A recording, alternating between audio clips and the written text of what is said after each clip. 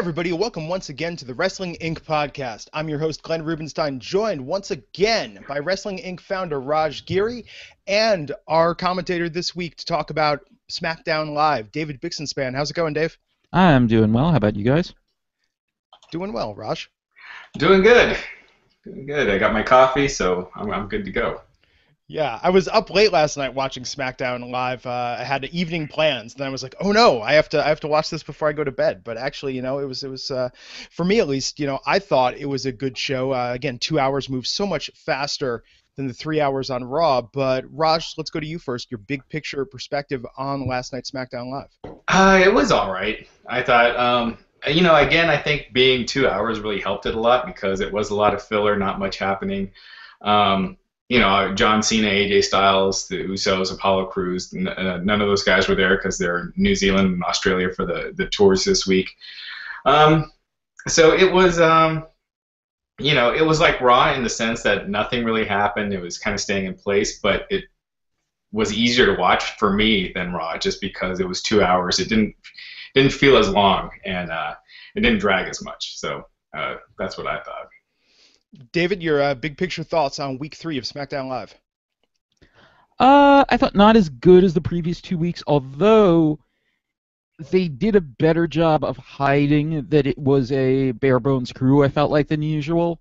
Because I don't know if it's because of its post-brand split or whatever, but you think about the last, I don't know, half dozen times they've done SmackDowns where most of the crew was overseas. There have been some weird shows, and not bad necessarily, but even going back further, like I think it was for one of the European tours where Damien Sandow just turned babyface just for one show for no reason other than that they didn't have anyone to put in the spot. So it until you mentioned it, it didn't even click with me. Oh yeah, that's right, they're in Australia. So yeah. I think in that sense they did a good job. We'll talk about it more. I thought Ava Marie was even better this week, or at least her whole shtick. I'm curious to see if you were sold on it this week, Glenn. But enjoyable show, but I don't think quite at the level of the previous couple of weeks. Yeah, no, we'll definitely get to that. The character development of Eva Marie that they're doing, and laying the groundwork for this largely compelling storyline. But no, actually, I thought this week they did some interesting stuff in terms of establishing some of the stars of the new era, some of the call-ups from NXT, specifically with Alexa Bliss and Carmella. But yeah, Cena and Styles noticeably absent from the show while they're overseas on the tour. But let's just go down and talk about what happened. Again, we opened with Randy Orton talking about what's coming up in terms of his fight with Brock Lesnar at SummerSlam, which I believe, Raj, you deemed Monday night a total squash where Brock will destroy Randy Orton. Taking away any suspense there for anyone like myself who's like, oh, Randy Orton, he could do it.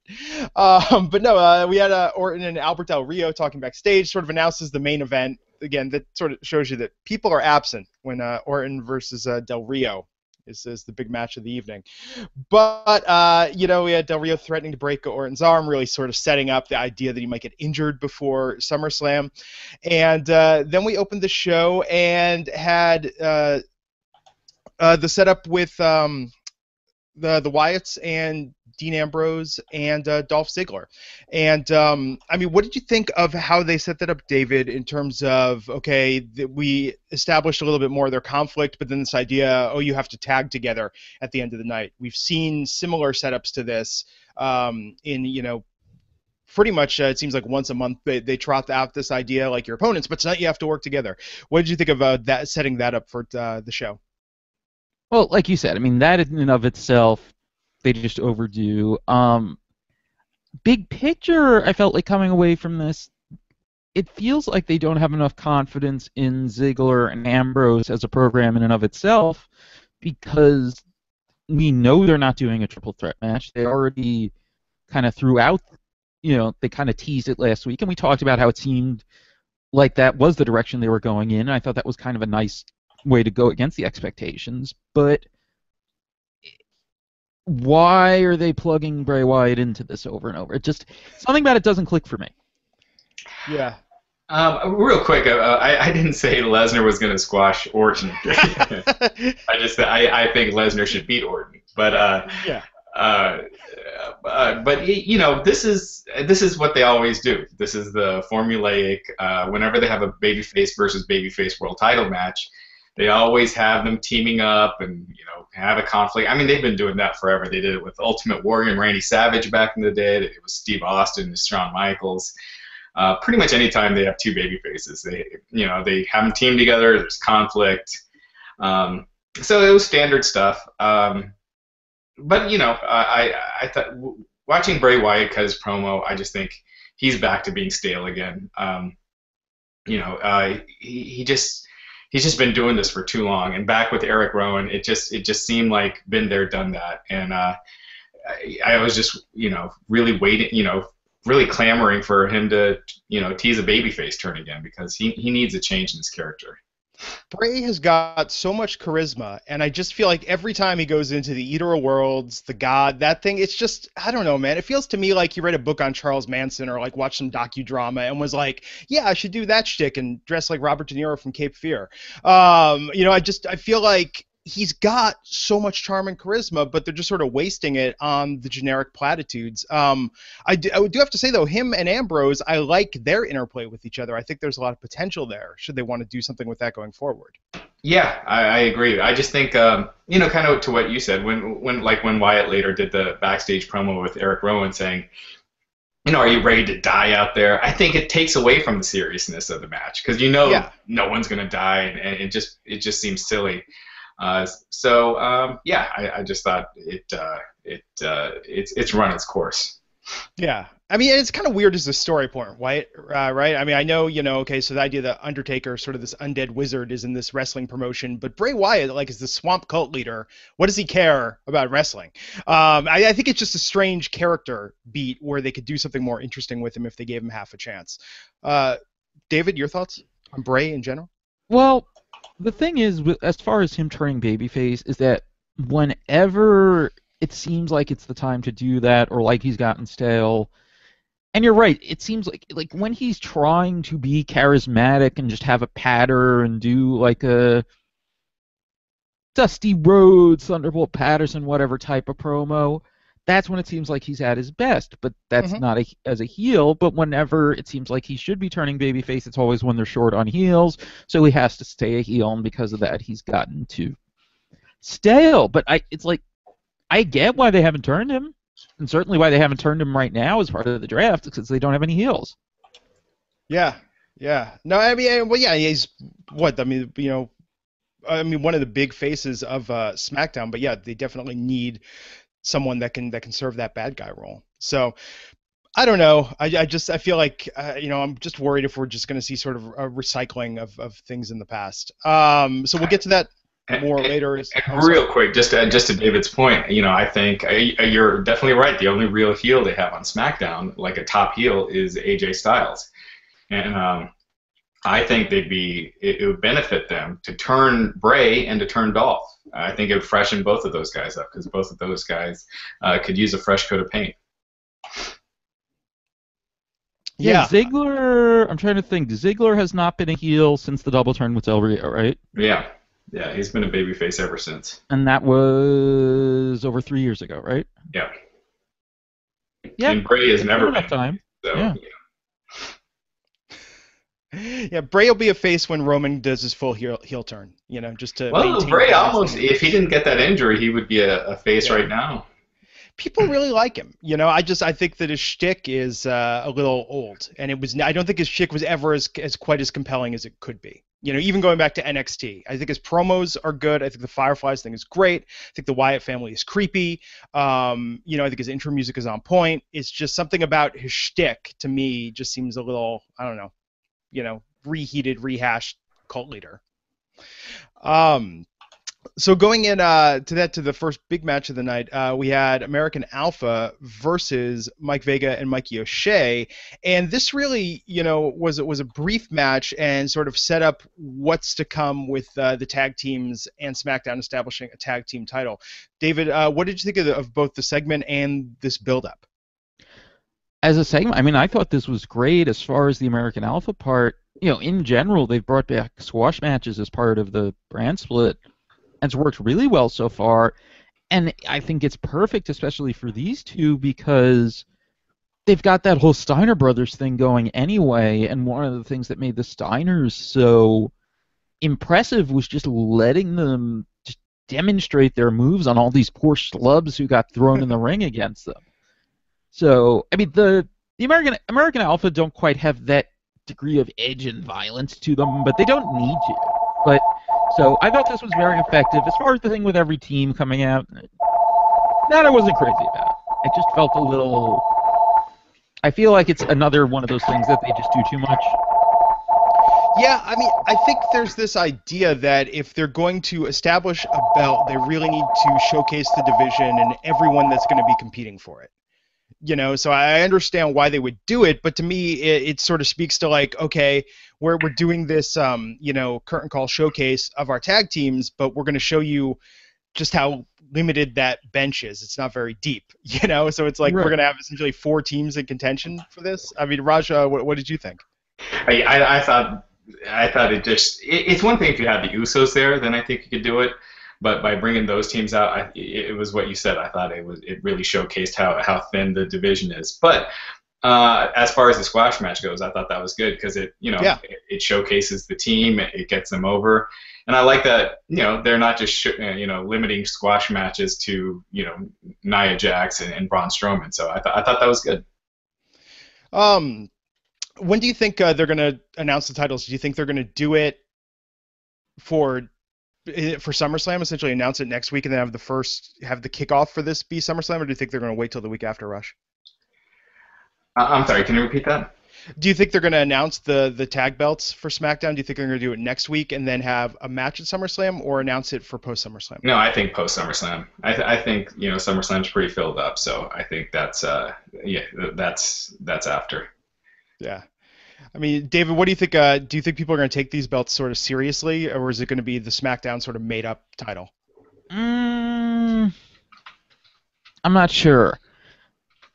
And, as far as the timeline, keep in mind the whole angle with Daniel Bryan saying that, they're going to wait and do it slower than Raw because Raw introduced the Universal title right away and blah, blah, blah.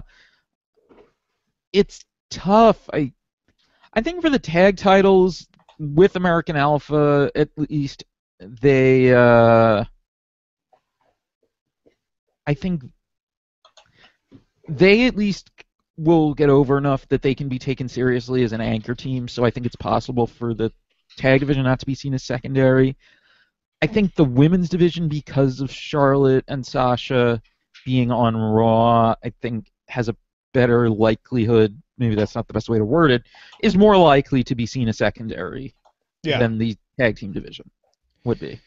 Yeah, well, I mean, so we'll talk about that in a second. But first, a lot of people called this out, I noticed on Reddit and in the comments. What did you think about the backstage segment with Renee Young and the Miz and Maurice sort of setting up that Apollo, setting up Apollo Crews as his challenger for the IC championship at SummerSlam? I mean, they went a little over the top with this. I really enjoyed it personally. I mean, David, what did you think of this sort of more attempt at a straight comedy bit with them? That was amazing. Yeah. That totally fit their characters. I thought that was great. I mean, they're the most underrated act in the company right now. Yeah. They're tremendous together. He's got a shot in the arm since she's come back. There's part of me that feels like it's maybe someone else should be the Intercontinental Champion, but I think at this point it would take away from the act if he was not the Intercontinental Champion. Like, I don't know if a Honky Tonk Man is the best comparison, but I feel like it does heat them up a bit for him to be a kind of undeserving champion. Yeah. Raj, what did you think of the bit? I thought it was really entertaining. To your point, I think I think the Miz and Maurice are really entertaining. It's not main event. A main event gimmick. They're not going to be headlining pay-per-views or anything, but it is for what it is. It's really good, and I think they're nailing it out of the park. Yeah, I think The Miz, I mean, is just is amazing to me. I mean, who would have thought, right? I mean, back to when he was on The Real World and was just a fanboy, back to the first, or the fourth season of Tough Enough, that he was not even back to his WWE debut. I mean, it's kind of amazing to me, and I've watched the direct-to-DVD features that they've put out with him, but I mean, he can legitimately act. He has a good range. I think he's a good heel, and I think he's funny when given the chance. He's a utility player that I think doesn't quite get the recognition he deserves all the time. Yeah. But yeah, David, to your point, I mean, I don't think he needs the belt. I mean, I think he's so established you can put him up against anyone. But for now, he certainly is a good placeholder. I'll be curious to see what happens with him and Apollo at SummerSlam. So coming back, we had Becky Lynch versus Eva Marie. And David, I know you asked earlier my thoughts. Yes, David's favorite segment of the night, perhaps the segment of the week. So I was at 2 house shows over the weekend, and what they did for Eva Marie was they essentially had her come out. They had her entrance, and they just had her hop on the mic and say, because of my injury, I can't wrestle, but since you all paid your hard-earned money to see me, I wanted to essentially give you all a glimpse. And for me, I was like, okay, this is brilliant, because it was everything that that first week with the pulled muscle was not. And last night, I mean, I thought the wardrobe malfunction, that part didn't necessarily work for me, but I now like this angle that they're just going to keep her from actual competition for a while and keep coming up with a different excuse. I mean, Raj, what did you think of this going into week 2? Yeah, I thought it was entertaining. I just don't know how long you keep it up. After a point, people are just gonna be groaning, and I'd like to see them keep it up and then have her be a valet and never wrestle. Because and this is, I think Eva has that star look and that star quality. I definitely think there's a place for her. I just don't think she's a wrestler, and not everyone is. And you can be effective without being a wrestler. I mean, look at Miss Elizabeth back in the day, or Paul Heyman, or Missy Hyatt. So someone in the YouTube comments mentioned, pairing Eva Marie up with Dolph Ziggler and turning him heel, and I think that actually might be a good idea. So, I would keep her out of the ring. But as a segment, I thought it worked. So, David, week 2 of your favorite recurring segment on SmackDown, what'd you think? Well, first to what Raj said, I do kind of like the idea of her suffering some kind of career-ending injury. You know what I mean? And then she can't wrestle, and then she becomes a valet or manager because of that. I think that's something that would work fairly well, and it would add to the heat of the whole thing. But what I thought especially worked about the whole idea of, oh no, the straps on her top just mysteriously on their own, both of them snapped off, and she's having a wardrobe malfunction. She can't wrestle. It's like, I felt like that worked extra well because she is the only woman left in WWE who has the kind of less attire that looks like it's not necessarily the most appropriate thing to wear during an athletic endeavor. So that it makes sense. It still sort of makes sense in its own weird way. Like it's just plausible enough. Do you get what I'm saying? Like that. Yeah. Even though she's obviously faking, there's a little bit of plausibility there, and that makes you more angry. You know what I mean? And they did it pretty well, because I didn't see her unhook it, or yeah. It looked like it almost looked like it could have been. Obviously, it wasn't, but yeah. If it was a different match and different person, you could have believed that it was a real wardrobe malfunction. So yeah, sorry to be an FX nerd, but did we get a report live? I mean, did they just have her manually undo it, or did they have a remote thing that they popped, or do we know how they pulled? Did they actually do an effect for it, or was it? I mean, it was off camera, right? I'm trying to think back. It was off camera. So I'm just curious if the live audience had any note on how it was actually done. That's a good question. I didn't look into it that much. I mean, they've gotten much better at hiding these things. I remember, because actually I was rewatching it for something a couple weeks back. Remember leading up to SummerSlam '98, the thing they did where, they did all the things where Undertaker dressed up as Kane, and then they did the one time where Kane dressed up as the Undertaker. Mm-hmm. Yeah. Where they had the big thing behind his head so he could have his hair down. Okay, so what they did was, and I forgot just how obvious it was, they didn't have him come down the ramp so they wouldn't have to shoot him from the front. They had the Undertaker was very obviously done in post. They had to magically appear at ringside. And it was one of those things where the commentary was very obviously dubbed and all that, so they've progressed in the last 18 years as far as that type of thing. Yeah, they're not bad with special effects, especially considering these are live events. So yeah. A wardrobe malfunction is not the trickiest thing they can pull off. Yeah, but I mean, they did this live, and that looked bad even though it was on tape. Yeah. Yeah, I mean, and you could tell, because I went back, I thought I missed something originally when it happened. I went back, and you could tell she's wearing, like, a weird secondary layer. Like, if you look at the way it works, I mean, clearly it was set up for this. So, we spent a lot of time talking about something that happened off camera. But so the actual match itself, so Eva didn't wrestle. Becky issues an open challenge. Out comes Alexa Bliss. Eva does a distraction, causing Alexa to win on her SmackDown debut. Raj, what did you think about this being sort of the introduction of Alexa to SmackDown, of her in-ring skills? Well, this was actually the first women's match since the draft on SmackDown. Oh, wow. Yeah, because the two last week were canceled. Never took place. So, which it speaks to how seriously SmackDown's taking its women's division. Yeah. I just think Alexa Bliss is probably one of those that should have jobbers initially.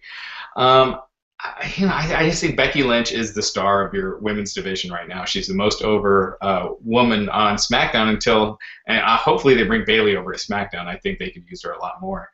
But I think it was good. I don't think Alexa Bliss should be losing her first match on SmackDown. So in that sense, I think it was good. I just wish she had beaten somebody else other than Becky Lynch, and they kind of start protecting Becky a little more.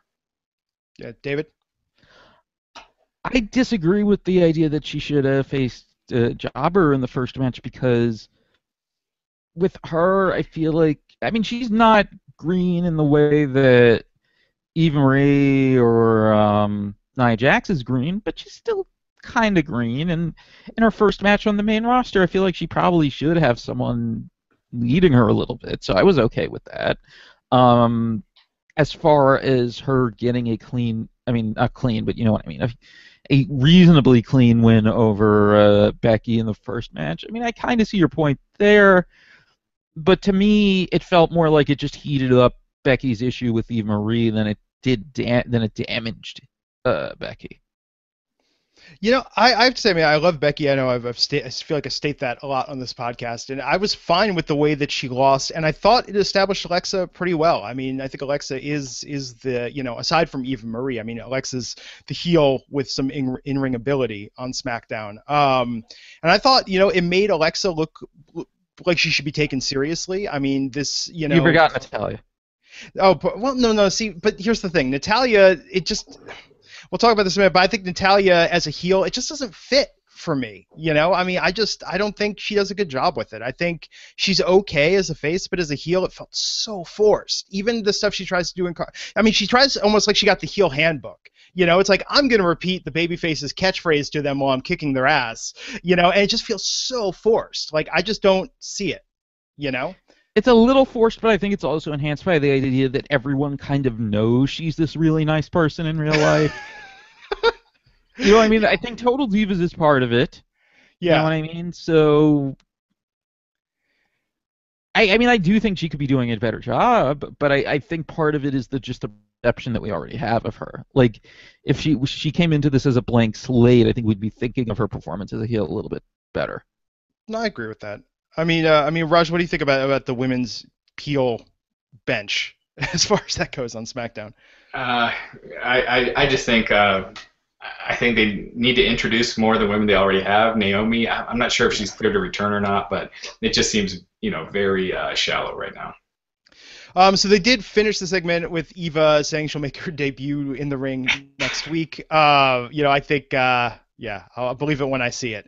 But to me, to your point, Raj, about how these jokes get stale, I think it goes the opposite way. I think something like this is like the Simpsons rake gag, that at first it's kind of like, and it's like, really, again? And then it's like, oh, really, they're doing this again? And then the fourth or fifth time, it becomes hilarious when they just drive it into the ground. Yeah, but they don't do it every week.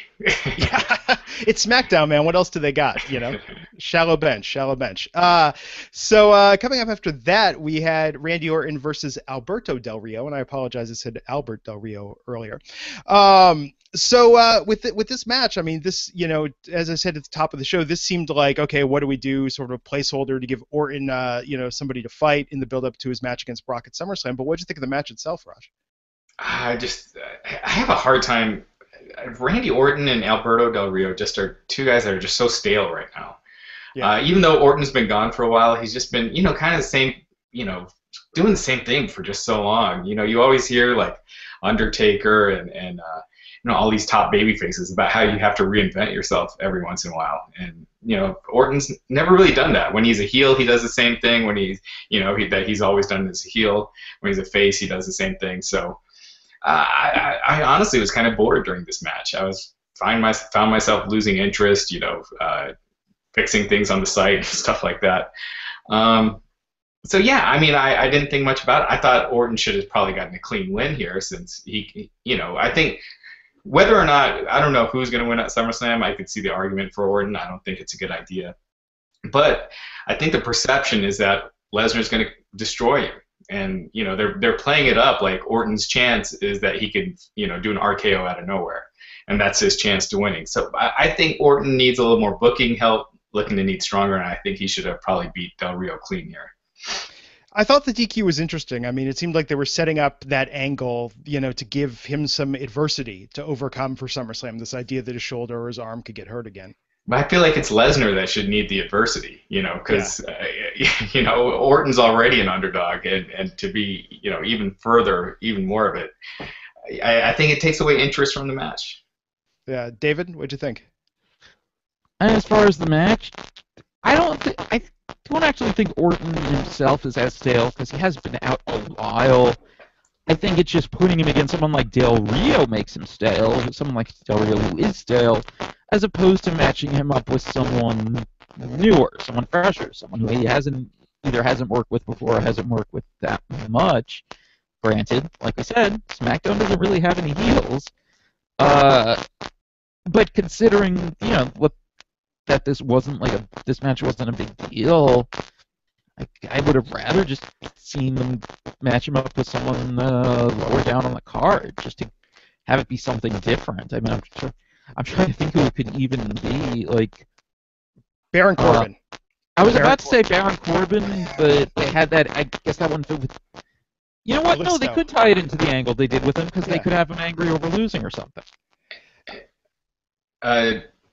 Yeah, and David, I think there's something with your mic. You might want to just check that real quick. It's sounding a little staticky.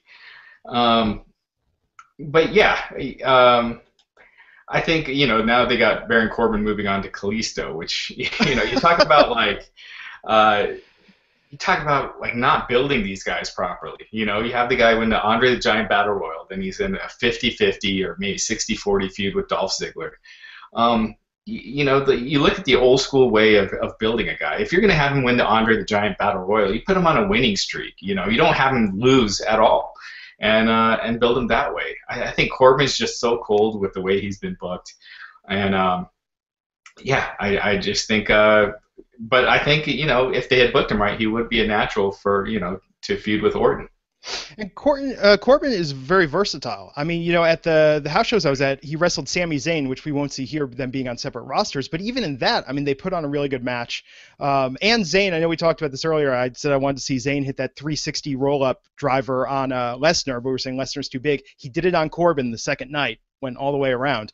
But yeah, I think, you know, Corbin would have been really, really interesting. You know, with Alberto Del Rio, I mean, the DQ, the shoulder, that was one thing. But I know you were saying, Raj, they need to develop Randy a bit more. I still stand by it, man. Look at those RKO chants. He has got the free bird of the wrestling world of, you know, what other move? I mean, probably with Lesnar, probably the F5 in Suplex City. I mean, I can't think of another move that gets that kind of audience demand, you know, right out the gate.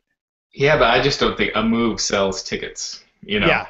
Like, it's cool to watch and you'll pop for it, but in the grand scheme of things, I just think he needs to re-energize his character. He'll always have the RKO, but yeah. Which is weird people chant for it. Sorry. Yeah. No, I'm saying it's weird people. You go, David. Yeah, you're absolutely right. A move can help with that. And Dave, your mic is still still staticky. Yeah, So let's. Sorry, I'm thinking of the next segment, but let's. no, it's cool. Let's go to that in a second. But first, want to remind everyone, don't forget to try out DDP Yoga, specifically their awesome Max Pack, used by the likes of Chris Jericho, AJ Styles, John Cena, Goldust, and tons of other WWE stars who love using DDP Yoga. In fact, Dustin Runnels credits DDP Yoga for putting him in what he calls the best shape of his life. You can get a special offer with 3 months of the app for free at DDP Yoga/Wrestling Inc.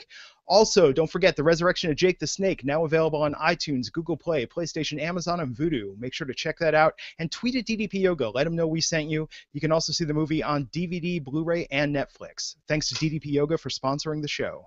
And as always, check out Trendy Butler. It's a great clothing service. I've used them. And if you're like me and you hate going to the clothing stores and hate having to, go clothes shopping, Trendy Butler is the site for you.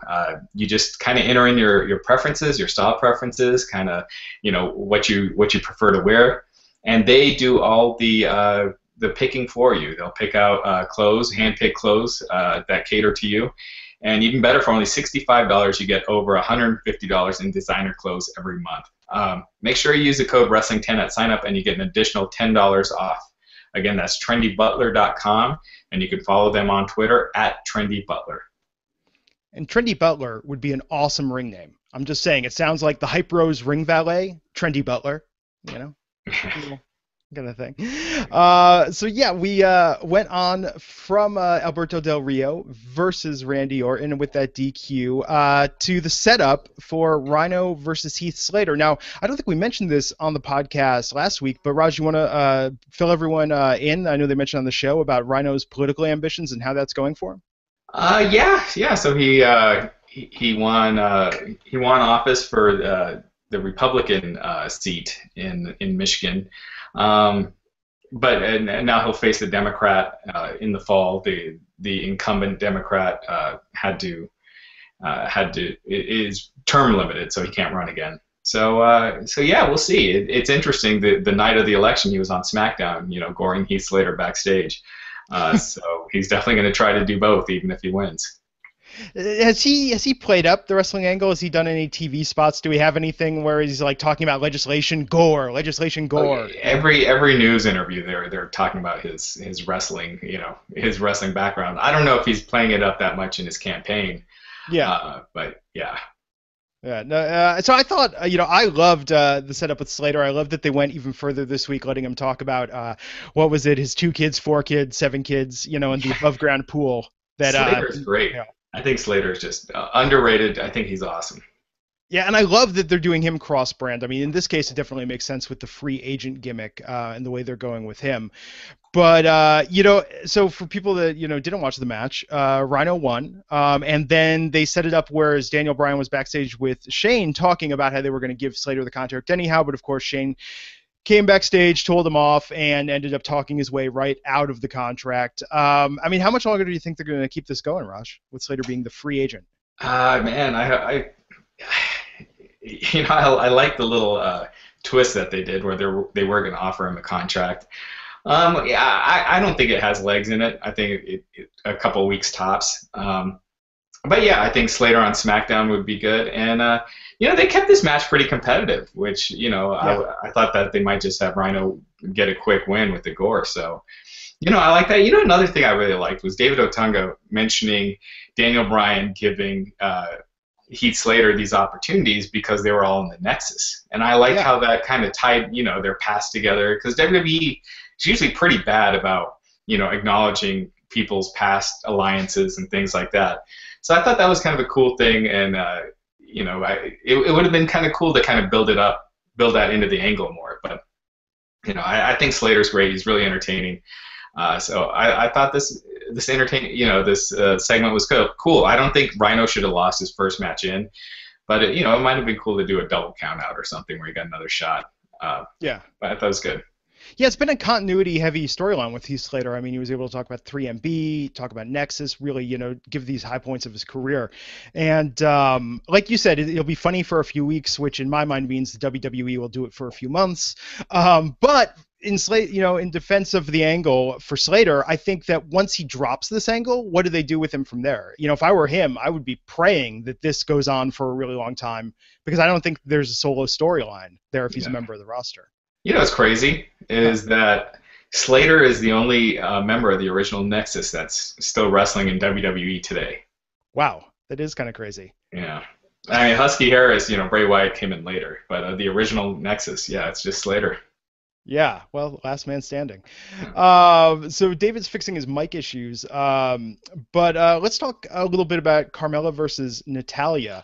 I know earlier I sort of expressed my thoughts about Natalya as a heel, but what did you think about Carmella's in-ring debut on SmackDown? I thought it was kind of cold. I thought she did fine in the ring.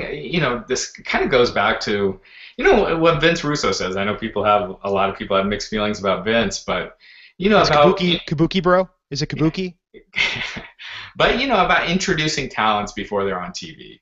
I think WWE now just assumes too many of their audience knows the NXT stars, and NXT at the most. If you assumed every U.S. subscriber watched NXT, that's 1 million a week, but they don't.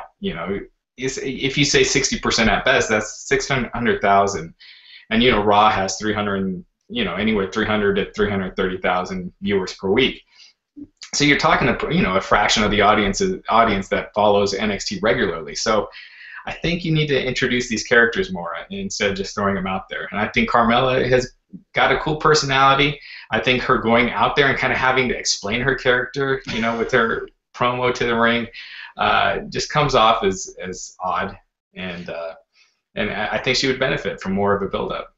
But it's not. I don't have a problem with the explanation. I just think that compared to her old ring entrance, it's that video that's out there of NXT promo class where it's like Becky doing that limerick gimmick that they never actually had her do. It seems to me kind of like that. Like we're gonna have Carmella out and do this long convoluted rhyme, whereas the old one, bada bing, hottest chick in the ring, like that was smooth. It was simple. It was almost like a franchise extension of Enzo and Cass. It worked. Yeah, catchy, memorable. This new one is not. Yeah, I think just being that Brooklyn girl, as opposed to having to say I'm a Brooklyn girl and that's why I act like this. It's Staten Island. Yeah, Staten Island. I'm a New Yorker. Having just acting it as opposed to having to say that's why you're acting a certain way is more effective. Yeah. No, but that's the thing. I mean, she never really, aside from the hairdressing skit that introduced her to NXT, and then that storyline where Blake and Murphy were competing for her interests with Enzo and Cass. I mean, aside from that, has Carmella ever really had character development aside from the fact that she's besties with Bayley? Yeah, not really. So, someone's correcting me real quick. Darren Young was in the original Nexus as well, so it wasn't just Heath Slater. But well, he's last on SmackDown. Yeah, there you go. But yeah, as far as character development, I mean, Carmella, the Bayley stuff is the only, and that was on Breaking Ground. I mean, that's the only character development I've seen from Carmella, since her introduction. Yeah, I mean, I think they got to build her better. Yeah. But with Natalya, and that's the thing, I thought Natalya did an okay job in terms of, providing adversity, but I don't know. I mean, I just don't think, I feel like Natalya has had a lot of gimmicks that just didn't really suit her, and I think where she was in her last face turn with Becky as just sort of this technician that's been around, maybe the overlooked, staple of the Divas division, as she was when it was the Divas division, I thought that was a good angle for her, but just her as a bad guy, like, I just don't get I just don't get it. I don't see it. Yeah. But Carmella's win I thought was good, where established her pretty well, that she can perform in the ring. Although I would like to see more moonwalking personally. That's just me. David's back. Do you have any thoughts on that match quickly? Can you hear me? Yeah, perfect, crystal clear, buddy. Okay, that was strange. Okay, where were we? Sorry, because I was resetting up equipment. We're Carmella versus Natalya. Yeah. I felt this was kind of nothing. I don't think Carmella's clicking on her own at all. It doesn't seem like with the if you don't watch NXT, she comes off like this weird Enzo and Cass ripoff. Like, well, if you don't know that they were linked together, then it's Yeah, I mean, it's very strange. It's like they do not.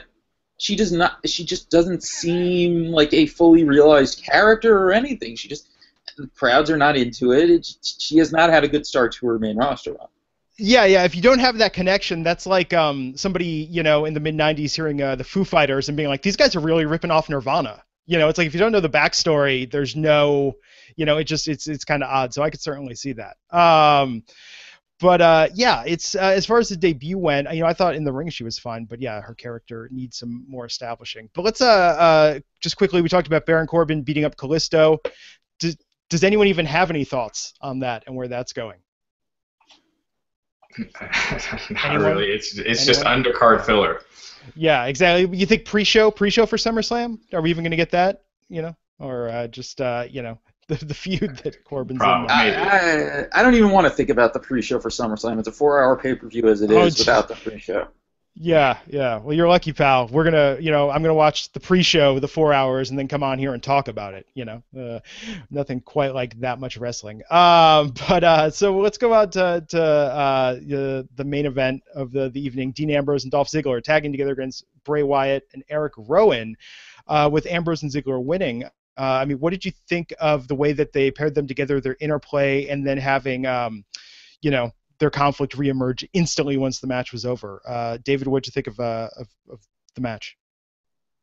The match was fine. As far as the booking, it kind of goes to what I said earlier. It feels like the whole, Bray part is kind of extraneous and like they don't have confidence in the main issue between Ambrose and Ziggler, but for what they were trying to do, it was perfectly effective.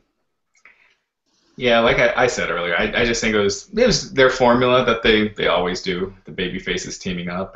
Rowan is apparently going to still stay the guy that takes the falls for the Wyatts.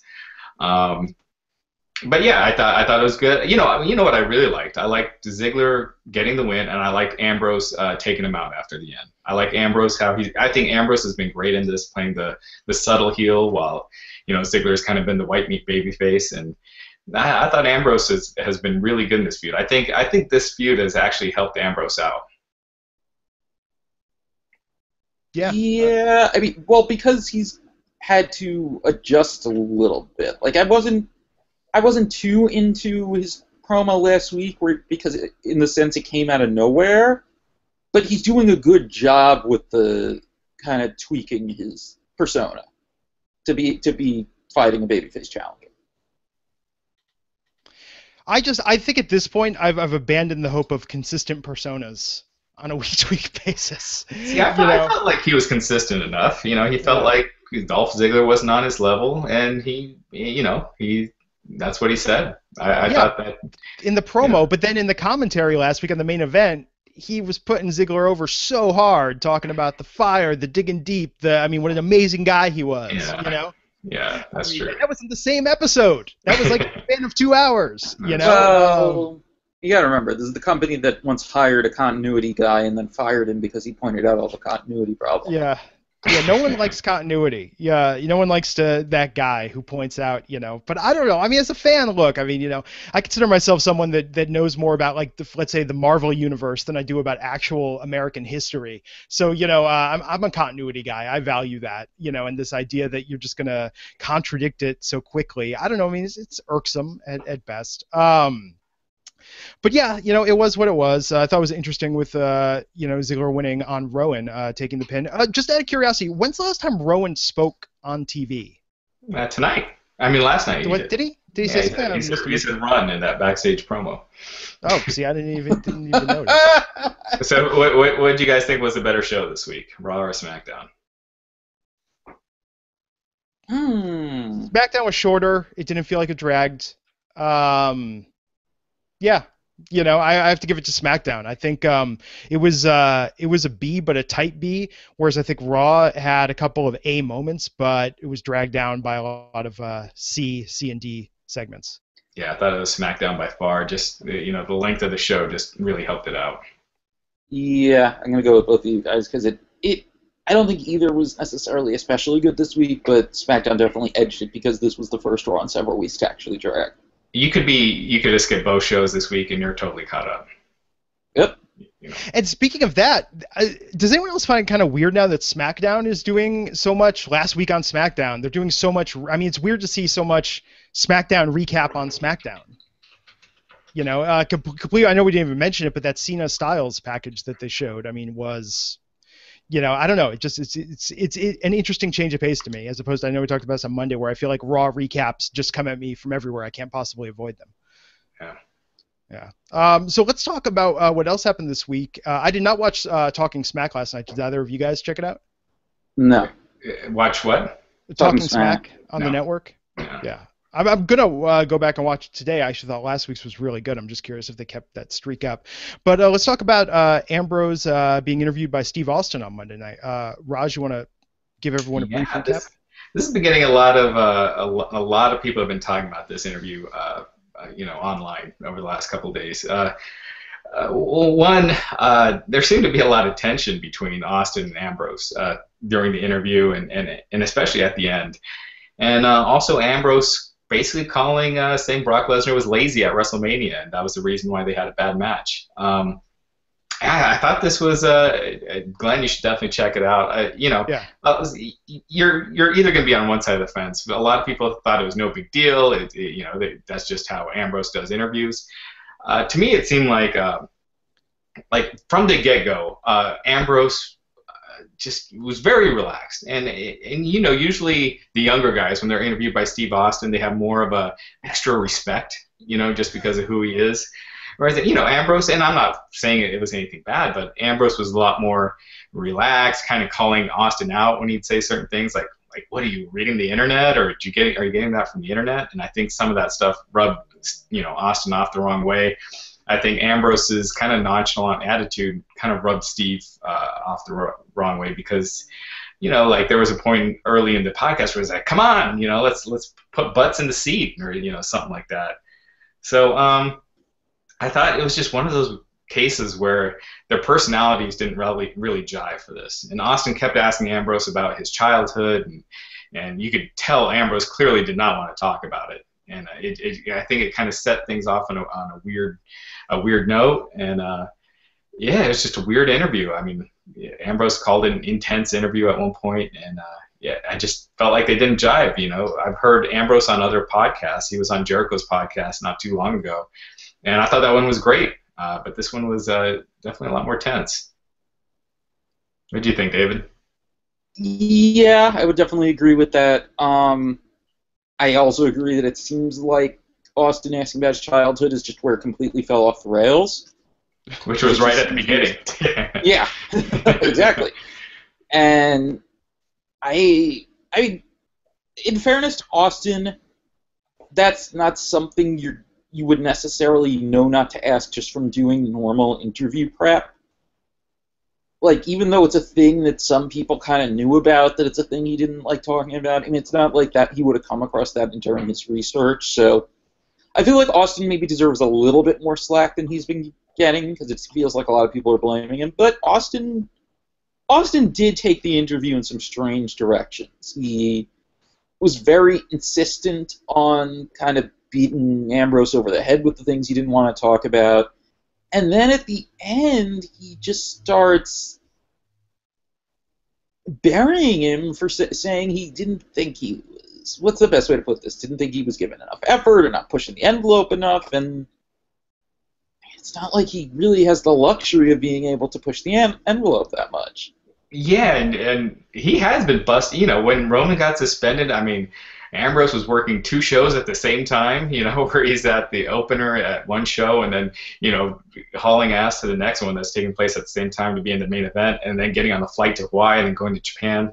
And he has had a crazy travel schedule. I think he's trying to do everything that he can, but he does have handcuffs that Austin didn't have back in the day. Now, Austin, he's been backstage. He knows the environment, and he talks about it all the time on his podcast. So I don't know if there's something else that Austin thinks that Ambrose could be doing that he's not within the confines of the current system. But it was clear that Austin didn't seem that impressed with Ambrose and how he's been doing as WWE champion. Let me ask you guys, do you think okay, forget everything about being in the ring. Forget about his work ethic as far as going to events, okay? I mean, that's a given. He's got that in spades.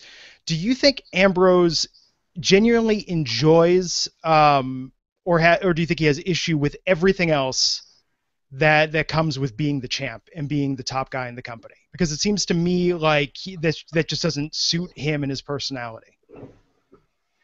Like what?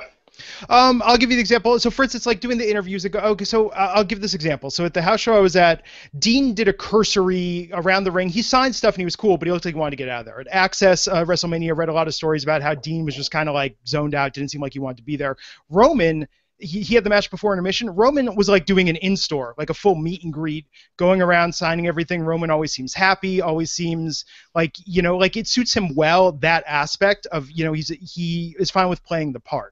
And it seems like whether it's being interviewed, whether it's doing a lot of these things that the face of the company is supposed to do, Ambrose seems like he just wants to wrestle and do his job, I don't know. I've seen a lot of, Ambrose doing, morning media before. Yeah. And I always thought he did great in interviews. That's his persona. His persona isn't this jolly, happy, happy to be there kind of guy. But I always thought his interviews were pretty entertaining because they are so different. But I mean, I'm sure he's not huge into spending hours and hours signing autographs at Access. That doesn't seem like, that's, and if that's not, then keep that as part of his character. And I have to say, I think Ambrose is wildly talented. He was the high point for me of the second season of Swerved. I even thought 12 Rounds 3 Lockdown was actually a pretty decent B movie, and he did a really good job in it, given what he had to work with. I mean, David, what do you think about Ambrose as the champ in that regard? I think he's doing a good job as the champ. And there was one other thing I wanted to add as far as the Austin interview. It was suggested to me, and when you kind of watch the interview and where he kind of steered clear of things you would think he should be able to talk about, it seemed like maybe he hadn't watched the Austin podcast before and maybe hadn't been briefed on what he could talk about and felt like he couldn't talk about the Indies with that much specificity. Because he was dancing around a lot with regards to his early career. And again, I urge you to check out Ambrose on Chris Jericho's podcast because you could tell he loves talking about wrestling. I think it just got off on the wrong foot and he just never really got into it. But the stuff with Jericho, and he's talking about like how he loved the Brock Lesnar John Cena match at SummerSlam and how he likes bringing that dirtiness to matches and he has a lot of interesting insight. It just didn't come out in this one. Yeah, everyone has an off day, and it's just unfortunate that would happen. I just think they were the wrong. Yeah, I just think they were the wrong combo.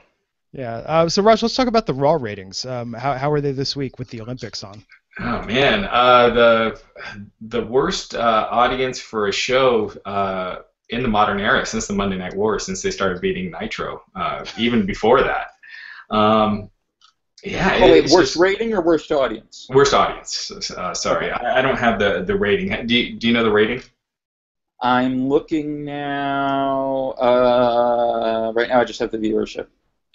Yeah, the viewership. So it's 2.911 million. Up against the Olympics. The Olympics were down. It should be noted that the Raw against the Olympics in 2012 averaged 4.495 million viewers. So wow, that's a huge drop. It's just it's something that if the Olympics is cutting into Raw this much, just think about football season's about to start. We're just a few weeks away. So yeah, I gotta think the rating's probably in the 1.9, 2.0, and have they done a below a 2.0 in recent memory? I don't think so. If ever, I want to say there were only like one or two shows even during like the nadir of their ratings during the Monday Night Wars that even did below a 2. Yeah, there was one where they were overseas. I remember that did below a 2. Oh, the one where part of the show was from South Africa, where allegedly Vince just threw a fit, and that was when he finally gave Russo booking power. That one. Yeah, that was one. I thought I actually think the Steve Austin Brian Pillman gun angle one. I don't know if it was below a 2, but it was right around a 2. It was like a 2, 2.1, 1.9, somewhere in there. So okay, I have the. Sorry. Oh, go ahead. I have the ratings from TV by the. I have the demographic ratings from TV by the numbers. I don't have the. I mean, as far as the demographic rating, they did pretty much 1.0 in 1849 throughout the whole show. The show peaked at 1.3 in the key adult demo last week. Yeah. So yeah, it's pretty bad. Hold on one second here. Let's see. I think we got. Okay, so it was, as far as the rating go, it was only the third lowest according to PW Torch. It was a 2.03. So it barely scathed, dropping below a 2. Do you think SmackDown's going to beat it this week, or do you think SmackDown's going to go even lower? Well, SmackDown 2.9 million viewers would be great for SmackDown. So I don't think so at all. I think SmackDown's probably going to fall this week. I think it'll probably be 2.5, 2.6 in there. Yeah, I mean, do you guys think that this was the wrong time for the brand extension? That they should have done something else? I mean, they're spreading it too thin right now. I just think they're thin on talent. They probably should have introduced talent before the brand extension, gotten them over first. Now you have again this week they didn't. It's not like they were really trying either. Both shows, like I said, if you missed them, there was nothing you really missed. So we'll have to see. Hopefully, next week they got Lesnar back. Anytime they have Lesnar back on a show, they care. So, and it'll be the last SmackDown before SummerSlam. So we'll have to pay attention to the numbers next week. Yeah. What about you, David? Do you think it was too the wrong time to do the split again? In the sense of roster depth, or in the sense of the Olympics, or? Well, I mean, all of it. It just I know the split seemed like it was, not thrown together, but definitely happened, at an accelerated pace, and they did it. And now if they're just going to get killed by the Olympics, and have waning interest in the build-up to SummerSlam, it just seems like odd timing. My guess would be maybe that they felt like doing it in the run-up to SummerSlam maybe would help, because of the same idea as WrestleMania having its own audience increase, that now that they're trying to make SummerSlam more clearly this number 2 pay-per-view of the year that's almost at the level of a WrestleMania, maybe they thought that would help with the audience during the beginning of the split. I mean, that's the only thing I can think of. Otherwise, yeah, it does seem like it would have been a better idea to wait at least until after SummerSlam and the Olympics. Yeah. I mean, I think SummerSlam was so hot last year, and take over Brooklyn and everything building up to it. I mean, I don't know. I think it's hard to follow a year like that. And, they're going to have trouble matching that in that interest level this year. But it seems like they're going all out. They're doing that concert before SummerSlam. The WWE is presenting the concert and is going to have superstars appearing there. So I don't know. I mean, I think that, you can only keep going bigger and bigger and bigger until eventually you're going to dip back down again. It's inevitable, right? And go ahead. Well, also, the other thing I was thinking is that maybe they wanted to get it done before the fall TV season started, so there would be less competition in general. Yeah, even with the Olympics going on. I think from a timing standpoint, it takes time, so it's better to do it sooner than later. But they really need to look at what their problems have always been, as far as creating new stars, 50-50 booking, and really start to change some of that. And but yeah, next week I think we're running out of time, so I don't think we can get these questions this week. But next week, we'll preview SummerSlam and hopefully we got better shows next week. Yeah. So the ball's in your court, WWE. Give us better content to talk about, and it'll make our podcast even better. So cool. Any final thought before we take us out here, David? Not really that I can think of. I mean, kind of an average week of WWE TV. I mean, nothing that made us hate wrestling or anything like that. So that's better than we were a year ago. Raj, final thoughts? I thought it was a below average week for WWE TV. Completely skippable, but next week will be a big one. So hopefully they bring their A game. Yeah, cool. Well, thanks everyone for joining us once again on the Wrestling Inc. podcast. If you like it, please subscribe on iTunes and come back Monday night. right after Raw ends on the East Coast, 8:10ish. We will be here live recording with Raj, myself, and Matt Morgan once again. And of course, you can check out our SmackDown live recaps on Wednesdays, 12 noon Eastern, 9 Pacific. Follow us all on Twitter. You can find our handles in the show notes. And until next time, I'm Glenn Rubenstein, and we'll see you back here on the Wrestling Inc. podcast. Take care.